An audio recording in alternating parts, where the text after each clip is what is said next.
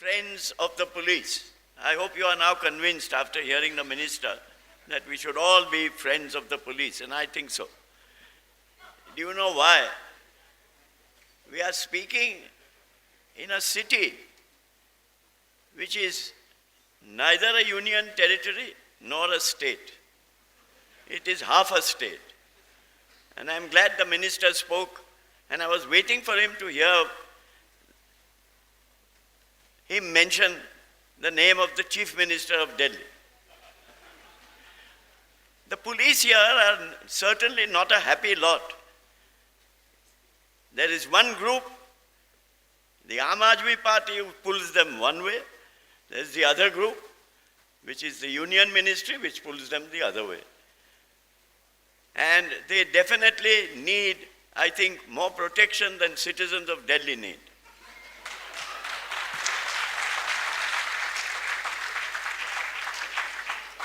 Whenever everything that we have in society needs reform. Judicial reform, legal reform, police reform, everything that's under the sun, you need it.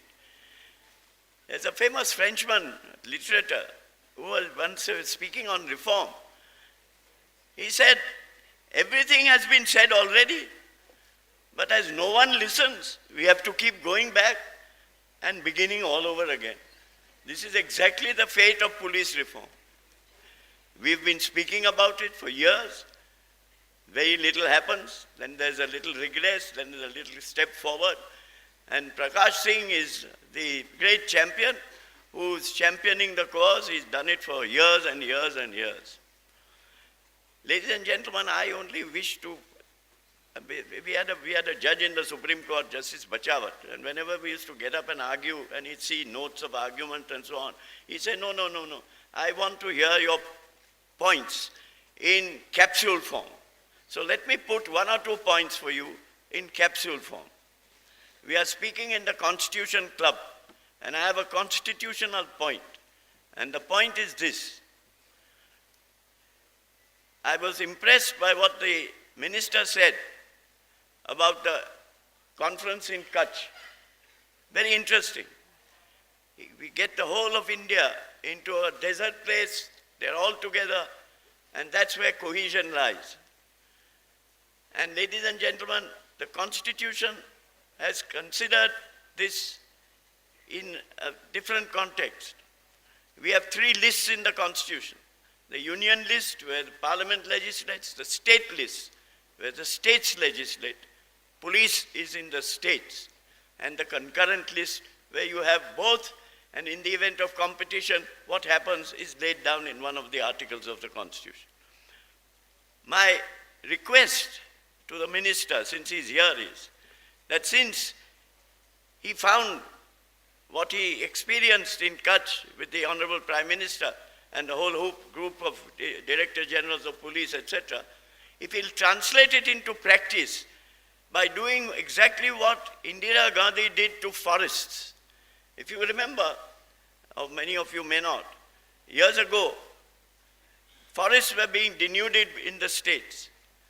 And people went to Mrs. Gandhi, she could do nothing. She wrote to all the chief ministers, very pious letters, do this, do that. Nobody bothered, none of them bothered. So one fine day she introduced a bill, Constitution Amendment Bill, and states were denuded of their exclusive right to legislate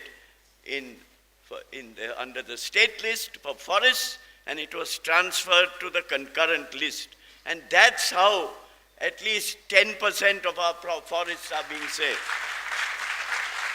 So I would implore the minister to carry this Kutch experience further and impress upon the Prime Minister that it's necessary not to leave the Supreme Court to do all this, because the Supreme Court can't do it. It makes good pronouncements, good copy, people write nice editorials and so on, but nothing great happens. Nothing happens. You have to take charge of it, Minister, you in the Union. And that's very important, because whenever the states are tardy about any aspect of policing, you have the right to step in and to see that something good is done.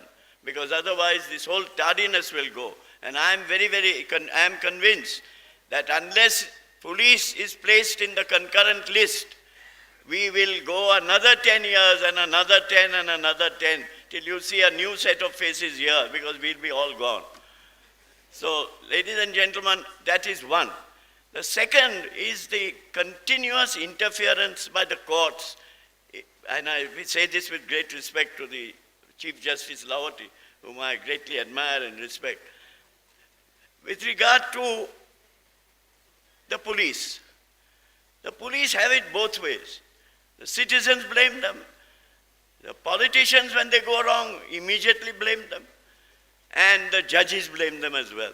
They have no friends. That's why I started by saying, be friends with the police, because you might be befriended by the police as well at some point of time, like Swami was on the road when he spoke the truth. But speaking the truth, Swami, I don't know whether you know, I come from Bombay, although I've been here now for the last 47 years in Delhi, Delhi-wala. Since coming from Bombay, I have never seen any citizen of Delhi, inhabitant of Delhi, ever say sorry. Nobody says sorry in Delhi, just nobody. So, I would just like to end by reading to you a little passage from a judgment. I won't tell you whose it is. And this is how it's put. So beautifully put that it could not be ever improved. It says the principle of law that they laid down, the functions of the judiciary and the police are complementary, not overlapping. The combination of individual liberty with a due observance of law and order is only to be obtained by leaving each to exercise its own functions. Always, of course, subject to the right of the courts to intervene in an appropriate case when moved under Section 482 to give directions in the nature of habeas corpus. Now, this was said by a very brilliant judge in England who was sitting on the Privy Council, judge from Madras, Sir Madhavan Nair, a member of the Privy Council. And I don't think it's been improved. We have any number of judgments now in the last few years where the functions of the judiciary and police are never complementary, they are always overlapping. We never know when the police are to stop investigation, transfer it to the CBI, when the CBI has to intervene, when it doesn't have to intervene, and so on. So when your police reforms do come, and I say that this is important, when your police reforms do come, please see that the duty of the police to investigate gets restored to what the Privy Council said in 1945, the right of the police to investigate. You must give them the right to investigate so that they will remain accountable, not for the benefit of the police, for the benefit of society at large, when they can really be friends of society. Despite all that happens in the Western countries, you will find that apart from the racist problem in the United States, the police have the final say in investigation. We must get the police back to the grind, how to investigate. They have lost the art of investigation. And that, I think, is the fault of the courts. It's the fault of us, all of us. It's the fault of what the minister rightly said. Everybody is corrupt. Lawyers are corrupt. Judges are corrupt. You are corrupt, everybody is corrupt. There's no point, no, you can't succeed if you do that. And that only is a sort of a clarion call to all the wretched people of society to flourish. That's what they want. And I personally believe that what the minister said in a very exciting and good speech that I liked was that you have to trust someone. You start trusting them. Okay, if they go wrong, pull them up and try not to influence them.